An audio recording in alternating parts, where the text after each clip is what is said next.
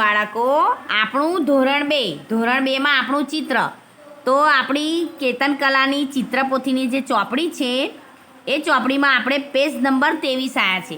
તો page number 23 પર ચિત્ર બતાવ્યા છે. જો આપણને એક ફટાકડાનું ચિત્ર છે અને એક પતંગનું ચિત્ર છે.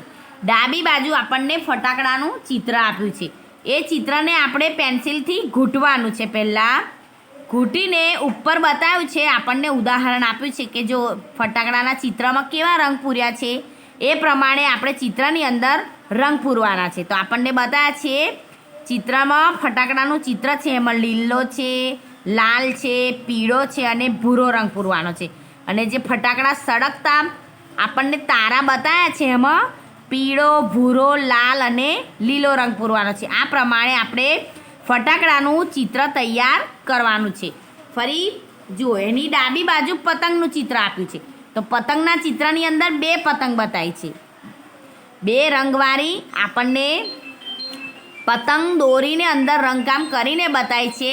એક પતંગની અંદર જુઓ 2 રંગવાળી બતાવી છે, લાલ, લીલી અને કેસરી રંગ પૂરેલો છે. એક પતંગ છે ભૂરી, આખી પતંગની અંદર ભૂરો રંગ પૂરેલો છે અને અંદર વર્તુળમાં લાલ અને ત્રિકોણની અંદર પણ લાલ રંગ પૂરેલો છે. એ પ્રમાણે આપણે ઉપર મુજબ પતંગની અંદર રંગકામ કરવાનું છે. પેન્સિલ કલરથી આપણે રંગ પૂરવાના છે. રંગ પૂરતી વખતે આપણે ધ્યાન રાખવાનું કે આપણું ચિત્ર ખરાબ ના થાય અને ચિત્ર સુંદર દેખાય એ પ્રમાણે રંગકામ કરવાનું છે.